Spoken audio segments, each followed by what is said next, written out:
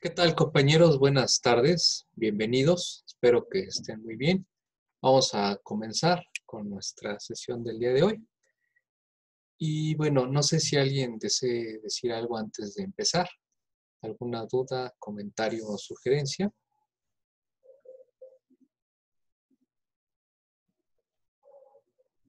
No, todo bien. Gracias, Jorge. Entonces, no. Bueno, miren, la clase pasada se me pasó poner la fecha de entrega. Entonces, vamos a darles el plazo hasta el viernes. Como ya se habrán dado cuenta, también liberé la segunda parte del capítulo 5. Entonces, el día viernes vamos a revisar ambas tareas. ¿Sí? Entonces van a tener todavía unos días más para culminar la tarea 1 y empezar con la tarea 2. Bueno, entonces, pues miren, vamos a repasar nuevamente lo que vimos la clase pasada de una forma más rápida. Y bueno, cualquier cosa me pueden detener con mucho gusto. Entonces, vamos a ver. El capítulo, pues, es probabilidad, reglas de la adición y multiplicación. Y bueno, la parte 1. Nos dijeron los autores que la probabilidad es un valor que va entre 0 y 1, cuando está al tanto por 1, y entre 0 y 100% cuando va al 100%, al 100%, ¿no? Nos presentaron los tres conceptos: experimento, resultado y evento. El ejemplo más claro tal vez fue el primero, del lanzamiento de un dado. Ese es el experimento, todos los posibles resultados, y un evento es el conjunto de dos o más resultados. Nos mencionaron que hay tres tipos de probabilidad: la clásica, la empírica y la subjetiva, en donde la clásica parte de que tenemos toda la información disponible.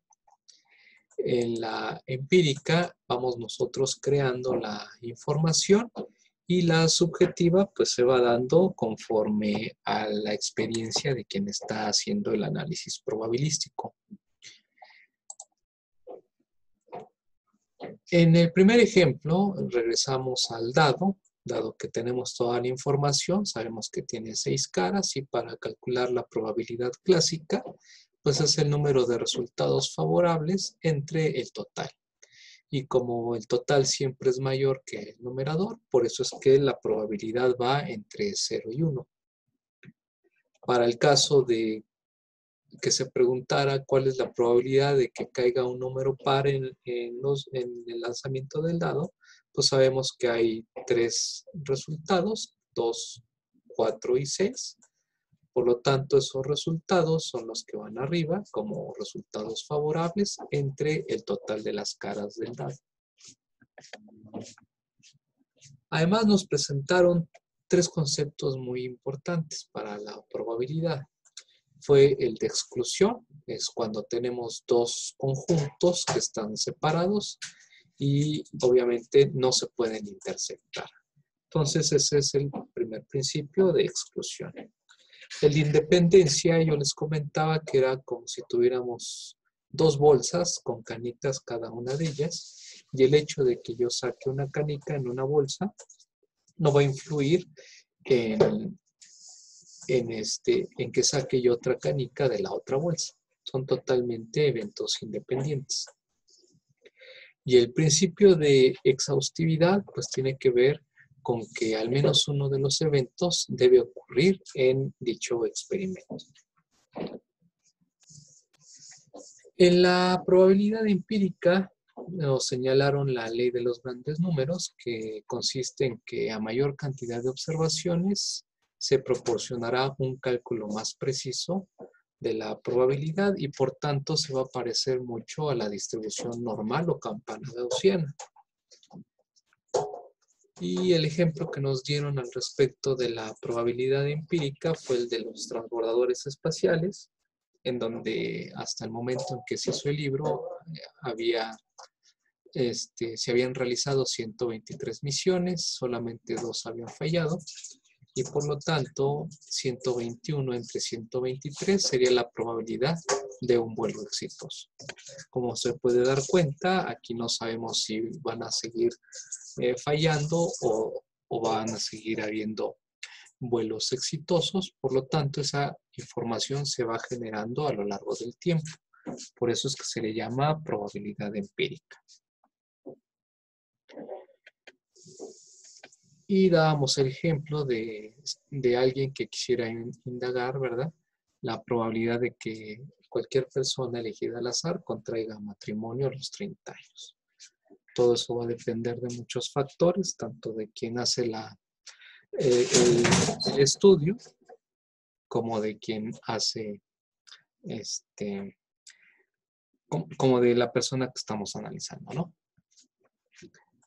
Tenemos aquí el resumen de los acercamientos probabilísticos. La subjetiva y la objetiva, que está dividida en dos, en clásica y empírica. Reglas de la adición, mencionamos que hay dos, la regla especial y la regla general. La regla especial cuando hay el principio de exclusión y la regla general cuando son no mutuamente excluyentes. Ese es el término estadístico, no mutuamente excluyentes. Cuando hay la posibilidad de intersección, tenemos que restar justamente esa intersección. Y además mencionamos que para la regla de la adición, el conector o la conjunción o es muy importante.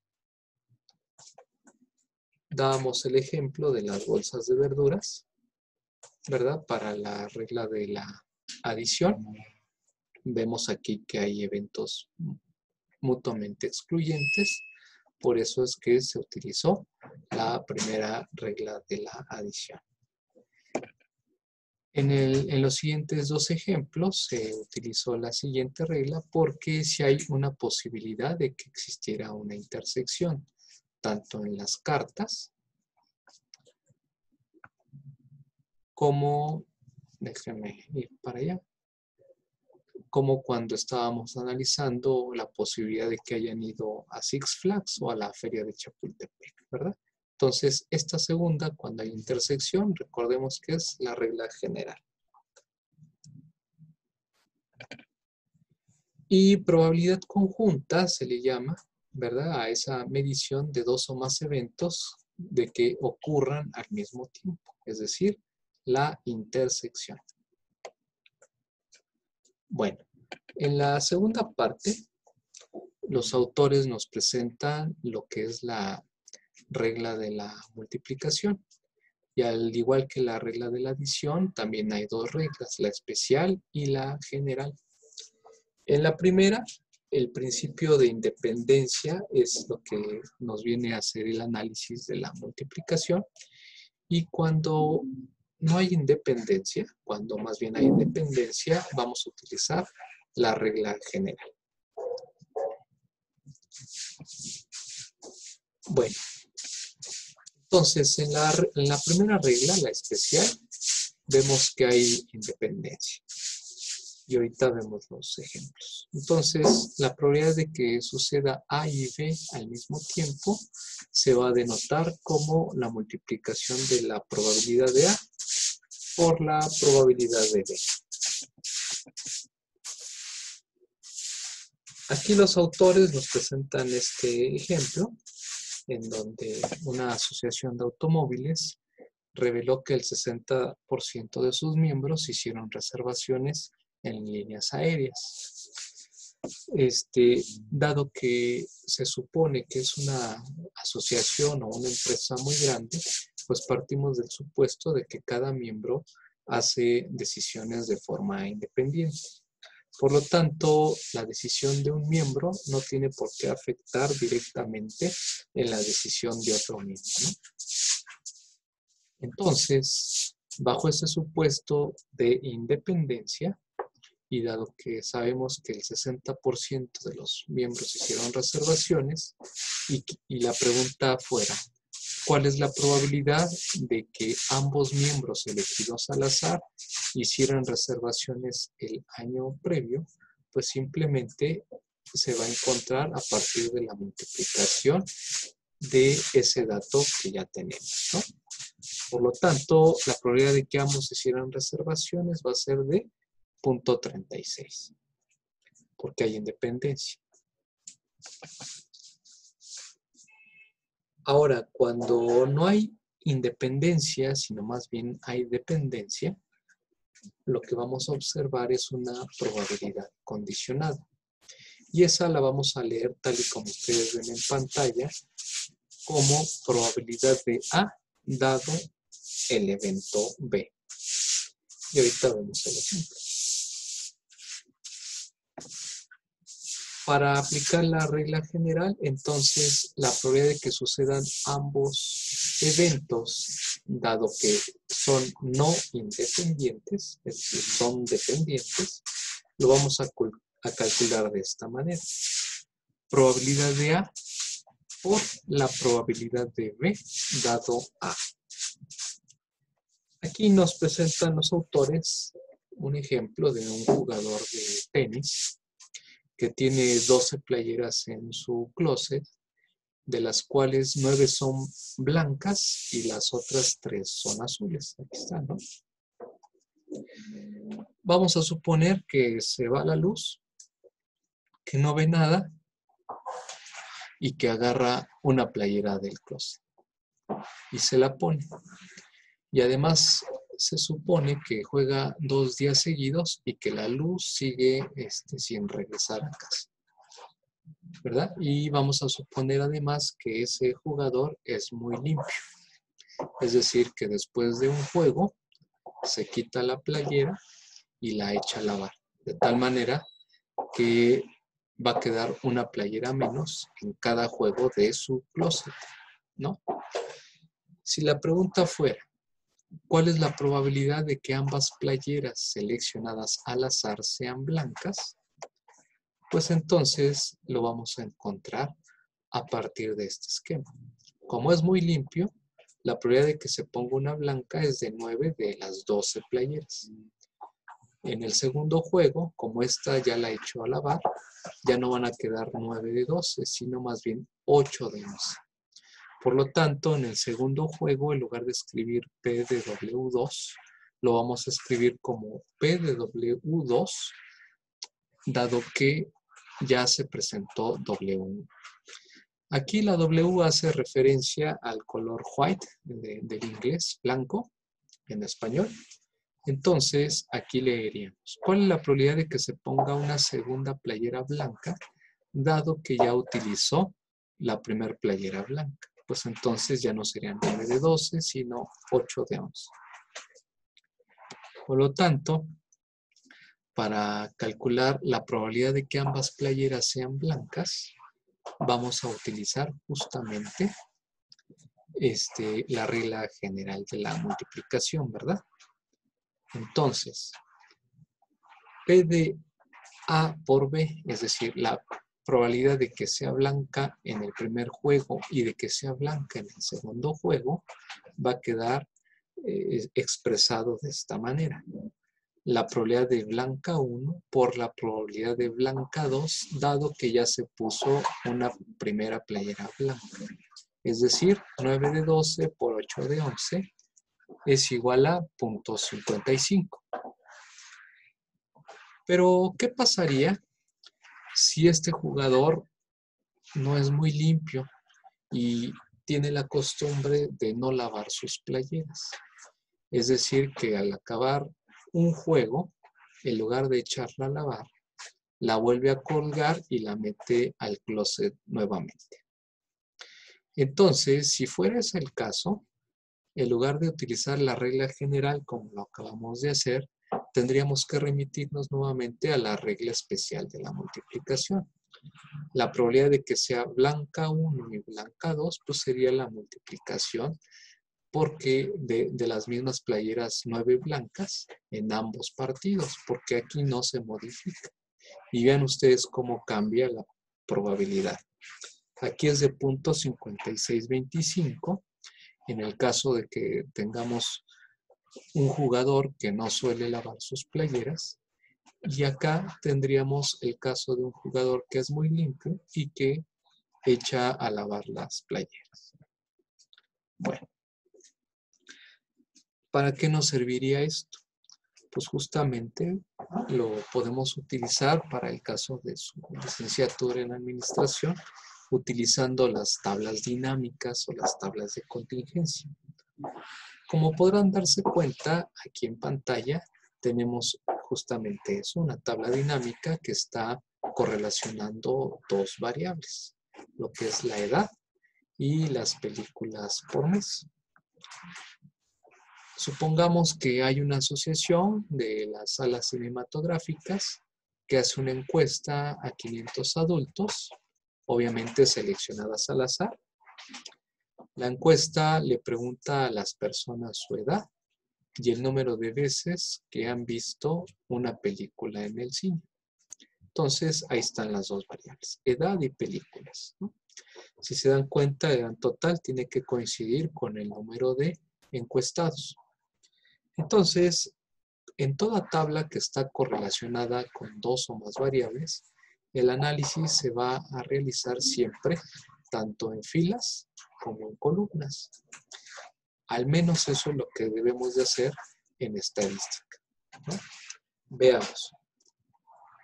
Los que dijeron no haber visto ninguna película en el mes fueron 75.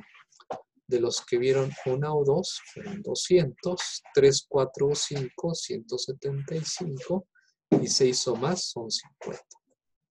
La sumatoria nos da 500. Ese es el análisis por filas. Ahora, si analizamos las cosas ahora en columnas, podemos ver que los que tienen menos de 30 años vieron 100 películas, los que tienen entre 30 y 60, 225, y los que tienen de 60 o más, 175. La sumatoria, tanto en filas como en columnas, justamente nos va a dar exactamente el mismo resultado del número de personas encuestadas, 500, ¿no? Además de esos dos análisis, tanto de filas por columnas, podemos remitirnos a casos ya más específicos. Por ejemplo, podemos ver que los que vieron una o dos películas y que tienen menos de 30 años fueron 25 personas. Por ejemplo, aquí este 60 hace referencia a los que vieron de 3 a 5 películas y que tienen una edad entre 30 y 60 años. Entonces, como pueden ver de una tabla de contingencia o dinámica, en donde se correlacionan al menos dos variables, podemos sacarle mucho jugo al análisis de una base de datos cualquiera. Bueno, a partir de esa tabla dinámica o de contingencia, supongan que tenemos estas preguntas. Supongan que queremos saber quiénes son los que vieron 6 o más películas por mes. Pues aquí lo vemos, el análisis justamente es de filas. Fueron 50 de los 500, que sería esta respuesta, ¿verdad? 50 de los 500. Ahora, en la segunda, que nos dicen 2 o menos películas por mes. Entonces, estamos hablando de que sea la sumatoria de estos más la sumatoria de los que están por acá, ¿verdad? Como vemos que son eventos mutuamente excluyentes, entonces tenemos que utilizar la regla de la adición en donde no tenemos que restar la intersección, porque estamos hablando del principio de exclusión, ¿verdad? Por lo tanto, la pregunta que dice 2 o menos películas por mes, pues justamente va a ser 75 de las 500 más 200 de las 500. Sí estamos de acuerdo, ¿verdad? Bueno, en la pregunta 3, que nos dicen 6 o más películas por mes o tienen 60 años o más. Fíjense, dice 6 o más películas sería la fila Y además nos dicen o que tengan 60 años o más. Entonces, hagan de cuenta que ponemos una línea horizontal. Aquí se cumplen las 6 o más películas, dado que la persona tiene 60 años o más. Entonces, aquí trazaríamos otra línea y justamente observamos que aquí habría una intersección, ¿verdad? Que justamente serían los que tienen 30. Entonces, al estar presente el principio de no mutua exclusión, es decir, que hay una posibilidad de intersección, entonces tenemos que utilizar justamente la regla de la adición en donde se resta justamente esa intersección, es decir, estos 30, como ustedes pueden ver. ¿Sí? Entonces, aquí tenemos los 50 correspondientes a los de 6 o más. Aquí está. Y además, por acá tenemos los de 175 que hacen referencia a los de 60 años o más. Y le restamos justamente la intersección entre estas dos líneas imaginarias que están en pantalla, ¿verdad? Para la pregunta 4, vean ustedes que en todas el conector es O. Por lo tanto, damos por hecho que estamos hablando de reglas de la adición, ¿verdad? En la pregunta 4 dice 6 o más películas por mes, dado que la persona tiene 60 años o más. Fíjense, 6 o más películas, dado que la persona tiene 60 años o más. Justamente, nuevamente, tenemos el 30, pero al estar la palabra dado que, tenemos que ubicarnos no en el general, sino en la sumatoria del segundo enunciado, es decir, 30 entre 175. 6 o más dado, o sea, probabilidad de A4 dado B3. Vean ustedes, 30 entre 175. ¿Sí? Ahora, vean en la pregunta número 5. El conector o la conjunción cambia. Ya no es o ni es dado que, sino que ahora viene la conjunción y. Cuando tenemos la conjunción y griega, estamos ante el hecho de la regla de la multiplicación. Veamos en la 5. Dice 6 o más películas por mes y que tienen 60. Nuevamente vamos a ver aquí que hay un 30. Pero vean ustedes cómo va a quedar. Como estamos ante el hecho de una conjunción y, entonces va a quedar P de A4 y B3. ¿Por qué A4 y B3? Porque A4 hace referencia a 6 o más y B3 a 60 o más. Y como tenemos la conjunción Y y hay la posibilidad, ¿verdad?, de que sucedan al mismo tiempo, es decir, que sean dependientes, perdón. Entonces tenemos que utilizar esta regla de la multiplicación. Por lo tanto, tenemos que obtener dos datos, P de A4 y P de B3 dado A4. P de B3 dado A4 sería 30 entre 50. Vean ustedes. Aquí está 30 de 50. ¿Sí? Es B3 dado A4. Vean ustedes cómo cambió ahora el denominador. ¿Sí? De esta manera, para contestar la pregunta 5, va a quedar P de A4 por P de B3 dado A4, que quedaría de esta manera. ¿Sí? De tal manera que el resultado sería de 0.06 o del 6%. Ahora, en la última pregunta, nos dice saber la probabilidad de 6 o más, dado que menos de 30. Entonces, acá está 6 o más y menos de 30. Aquí vean ustedes, 5 de 100, que es el que está acá. ¿Ya vieron? Entonces, en este ejemplo, les recomiendo mucho que lo vuelvan a revisar. En unos momentos más subo este video para que lo puedan regresar según su elección, o remítanse directamente a la página de este texto, ¿no? Nada más que este ejemplo que estoy utilizando es de la edición 16, que es la nueva, pero hay un ejemplo muy similar a este, de la edición 15, que lo van a encontrar en el libro, ¿no? Que les he compartido. Veamos otro ejemplo, que esto es lo que casi siempre genera más dudas, ¿no? Aquí vean ustedes, tenemos una muestra de ejecutivos encuestados y la empresa quiere saber su nivel de lealtad.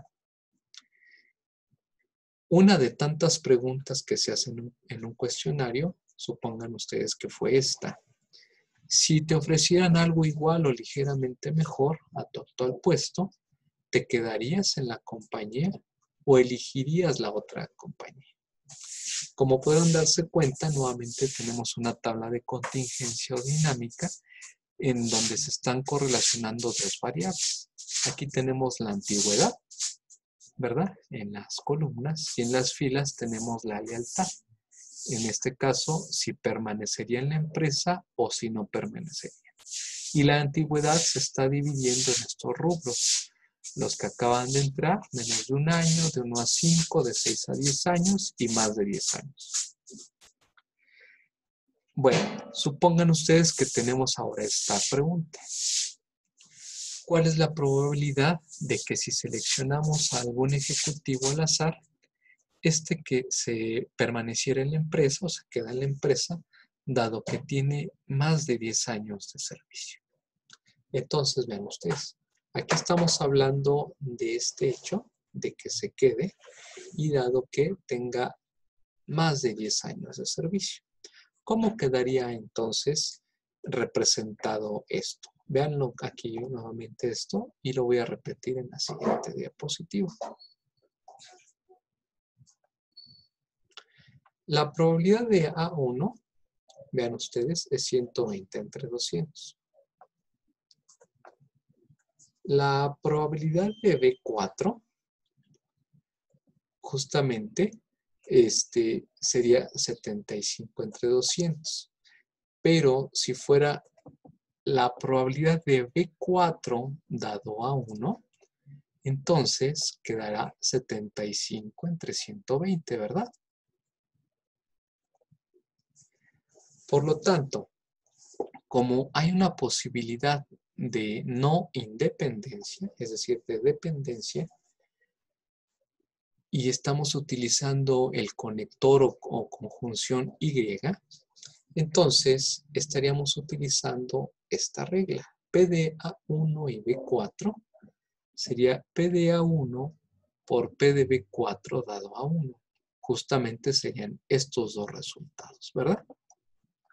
Y con eso estaríamos dando respuesta a la pregunta. Pero bueno, esto necesitan ustedes practicar. Por eso es que les voy a dejar ahí la tarea. Habrá quienes les guste trabajarlo así como tabla, pero también los autores nos sugieren muchas veces que hagamos un diagrama de árbol en donde podríamos obtener todas las posibles respuestas de cualquier pregunta relacionada a esa tabla de contingencia, en donde tenemos una raíz y varias ramificaciones, ¿verdad? Y eso nos va a ayudar a detectar tanto las probabilidades condicionadas como las probabilidades conjuntas. Entonces, si a alguien no le gustó el análisis por la tabla de contingencia, podemos trabajarla de esta manera. Aquí tenemos nuevamente nuestra tabla de contingencia y pueden ver que necesitamos forzosamente empezar ya sea con las filas o con las columnas. Para este ejemplo se empezó con las filas Y vean ustedes que tenemos dos vertientes. Aquí está la raíz y tenemos nuestras dos vertientes. Si hubiéramos empezado con las columnas, tendríamos nuestra raíz más 4 ramificaciones. Pero bueno, siguiendo el ejemplo de este texto, en donde empiezan por filas, vean ustedes que la probabilidad de A1 es 120 entre 200. La probabilidad de A2 es 80 entre 200. Y de ahí vemos que de estas dos ramificaciones, ahora la conjuntamos con el análisis de columnas. En este caso, tenemos aquí otro nodo en donde vemos que las columnas tienen 4 ramificaciones. Cada una está según el título que está en las columnas, ¿no? La primera es menos de 1 año, la segunda de 1 a 5, de 6 a 10 y más de 10. Y eso mismo se repite para la siguiente ramificación que hace alusión a los que no permanecerían en la empresa. Las de arriba hacen alusión a los que permanecen y las de abajo a las que no permanecen. Por eso es A1 y A2. Entonces, bajo este esquema, lo que vamos a obtener aquí van a ser las probabilidades condicionadas. Vean ustedes. Para la primera, P de B1 dado A1. Si se dan cuenta, en todas estas va a ser A1 porque esta es la ramificación de A1. Y en la segunda, todas van a ser A2 porque estamos haciendo alusión a A2. Ahora, aquí empezamos con la columna 1, 2, 3 y 4. Entonces, probabilidad de B1, aquí está, dado A1. Vean ustedes, es 10 entre 120. Vean ustedes que la que está de este lado, dado A1, es la que va a configurar el valor del denominador. Si se dan cuenta, en todas es A1 y todo el denominador es 120 para todas las ramas. P de B2, dado A1, es 30, aquí es 5 y aquí es 75 y tenemos el mismo denominador. Para el caso de los que no permanecerían, es exactamente igual. Vean, 25, 15, 10 y 30. 25, 15, 10 y 30. Dado a 2, este numerador ahora se convierte en el denominador de acá. Y a esta les vamos a llamar probabilidades condicionadas. Y ahora, para calcular nuestras probabilidades conjuntas, dado que tenemos el caso de no independencia, ¿verdad? Tenemos que utilizar este caso de la multiplicación. Entonces, como P de A y B es igual a P de A por P de B dado A, lo único que tenemos que hacer es esto, lo multiplicamos por esto. Vean ustedes, P de A1 sería 120 por 200 por 10 entre 120. Como esta se repite A1 en todas estas, las vamos a multiplicar por los resultados de las probabilidades condicionadas. Y aquí tendríamos las probabilidades conjuntas, es decir, utilizando la regla de la multiplicación para el caso de la no independencia. Por lo tanto, vean ustedes que en esta tabla de contingencia estamos ante un análisis de 8 escenarios. 4 en el primer caso y 4 en el segundo. Y cada una de ellas nos va a responder una pregunta distinta.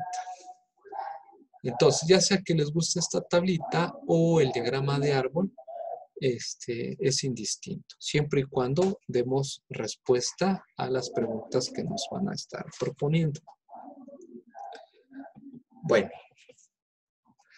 hasta aquí no sé si hay alguna duda, compañeros.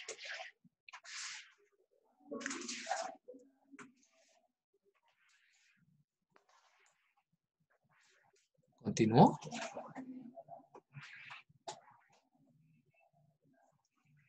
Ok. Bueno. Entonces, vamos a continuar. Vean ustedes que este análisis del diagrama de árbol o en la tabla va a ser muy útil para este teorema que nos presentan después de ese análisis. El teorema se llama teorema de Bayes, en donde hace referencia a este teorema que realizó, como nos dicen los autores, por un reverendo con la intención de demostrar la existencia de Dios. Para este teorema se necesitan dos tipos de información. La información dada, conocida como probabilidad a priori o previa, y la probabilidad a posteriori. El teorema al que llega este reverendo Bayes es el que tienen ustedes en pantalla. Vean ustedes que tenemos la probabilidad, tal y cual, de un evento multiplicado por una probabilidad condicionada. ¿Cómo obtenemos estas probabilidades condicionadas? Pues ya las podemos calcular a través de este diagrama de árbol o a través del análisis de contingencia.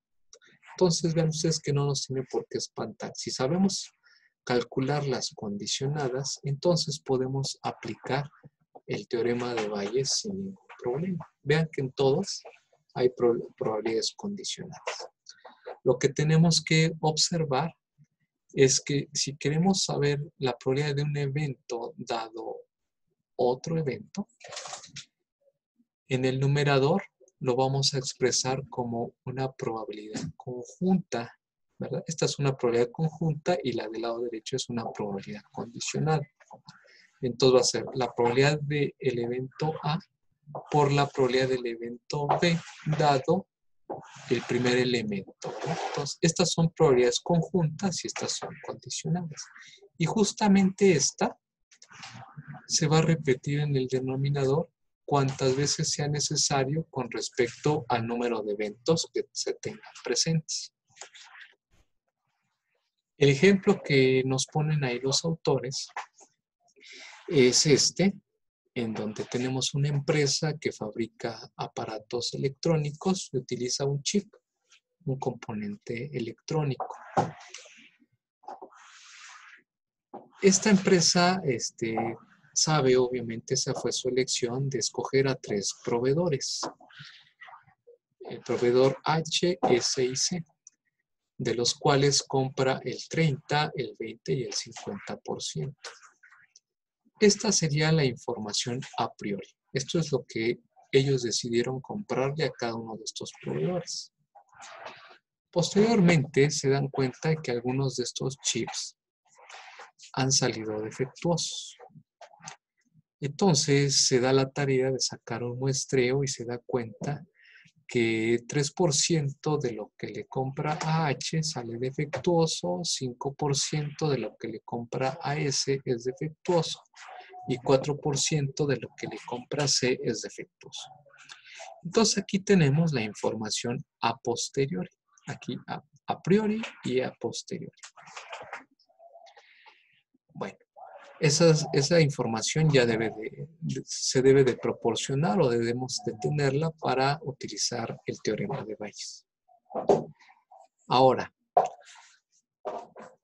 supongan ustedes que llega un nuevo pedido de las 3 empresas y el inspector de calidad selecciona un chip, ¿verdad?, al azar, comprado de uno de esos 3 proveedores y lo encuentra defectuoso. Y se preguntara, ¿cuál es la probabilidad de que este chip que salió defectuoso haya sido fabricado o comprado por la empresa S? Bueno, para facilitarnos la existencia, vamos a decir que la información a priori de lo que se le compra a H, S y C, le vamos a nombrar como probabilidad de A1, A2 y A3, ¿verdad? Que son estos valores, ¿verdad? Y además tenemos la información de que puede ser defectuoso o no, puede venir de forma correcta. Tenemos las probabilidades condicionadas. de que salga defectuoso dado que se le compró a la empresa H, de que sea defectuoso dado que se le compró a la empresa S y defectuoso dado que se le compró a la empresa C. Esta sería la probabilidad condicionada o a posteriori. Teniendo esa información, podemos entonces calcular ahora sí mediante el teorema de Bayes para dar respuesta a la pregunta.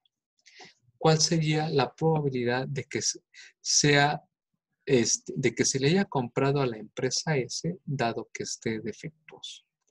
Pues vean ustedes, aquí tenemos la probabilidad conjunta que justamente se repite en el denominador y aquí tenemos tres sumas, ¿verdad? Porque fueron de tres proveedores y para todas son sus probabilidades conjuntas.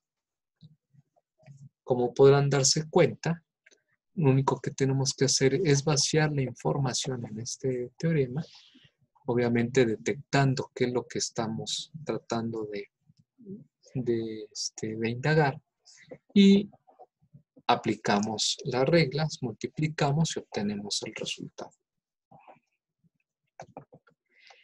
Bueno, eso va a costar un poco de trabajo, pero estoy seguro que con la tarea, si la hacen correctamente, les va a despejar algunas dudas. Bueno, de ahí nos pasamos al principio de conteo. El primero es la fórmula de la multiplicación, en donde nos dice que si hay m formas de hacer una cosa y n formas de hacer otra, entonces tenemos m por n formas de hacer ambas cosas. El ejemplo que nos ponen es de un señor que tiene 10 camisas y 8 corbatas. Y si la pregunta fuera, ¿cuántas formas de vestirse con camisa y corbata tiene este señor?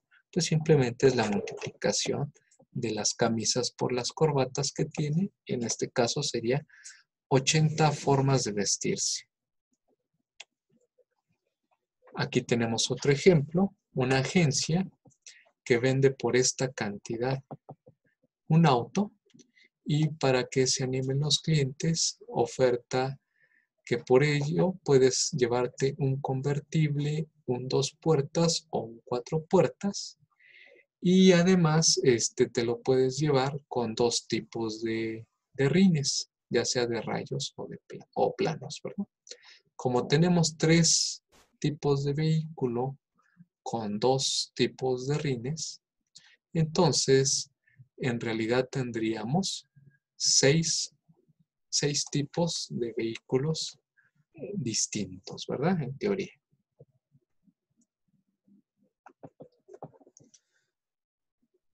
Ahora, para otro principio es el de permutación, que está expresado mediante esta fórmula, en donde este signo de exclamación se le conoce como factorial. Ustedes lo pueden revisar en sus calculadoras científicas activando la tecla Shift, inversa o second function y buscando justamente esta tecla, ¿no? Esta tecla lo que hace es simplemente, si tenemos un n igual a 3, el factorial es 3 por 2 por 1, es decir, igual a 6. Si tenemos n igual a 4 posibles objetos, pues sería 4 por 3 por 2 por 1, ¿sí? 4 por 3 son 12, por 2 son 24. 24 por 1 pues es 24. Donde n hace alusión al número de objetos y r al número de objetos seleccionados. Y la combinación justamente es exactamente igual a la permutación, pero aparece en el denominador el factorial de r, que hace alusión al número de objetos seleccionados. Veamos la diferencia para un mismo ejemplo. Aquí nos presentan los autores 12 jugadores de un equipo en donde el coach debe elegir a 5 jugadores de esos 12. ¿Cómo quedaría en la combinación utilizando estos dos valores? Tendríamos 12C5, que es igual a 12 factorial entre 5 factorial, por 12 menos 5 por el factorial. Nos saldría que tendríamos 792 grupos diferentes posibles. Si le quitamos este 5 factorial a la permutación, es exactamente lo mismo, pero ahora quedaría con P. Vean ustedes que ahora tendríamos 95.040 formas de alineación. En la permutación siempre va a salir mayor el valor que en la combinación, porque acuérdense que aquí sí importa el orden y aquí no importa. Aquí todos los que son sus reflejos o sus espejos se van descartando porque finalmente es la misma persona o el mismo objeto que estamos viendo, por ejemplo, en un espejo. Y bueno, pues eso es todo en el capítulo. Bueno, no sé si tengan ustedes alguna duda, compañeros. Les escucho.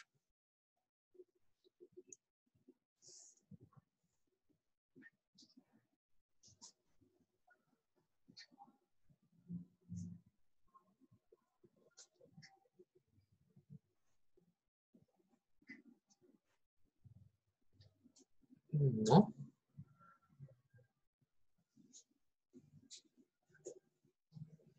Por mi parte no, profesor.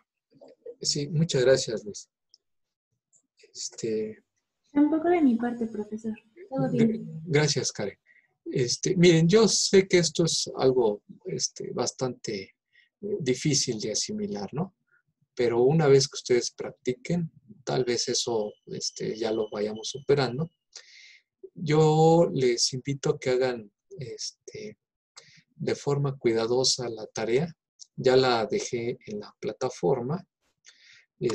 Hagan su mejor esfuerzo y el día viernes resolvemos tanto la regla de la adición como la regla de la multiplicación. Sin duda van a salir muchas dudas, al menos en la última parte de la regla de la multiplicación, ¿verdad? General básicamente y en el teorema de Bayes.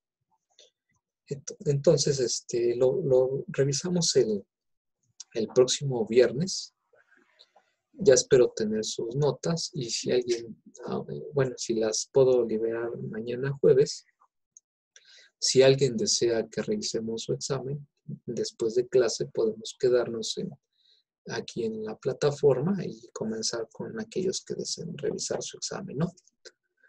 Pues si no hay alguna otra duda, pues les agradezco su atención y hagamos la tarea y nos vemos el viernes.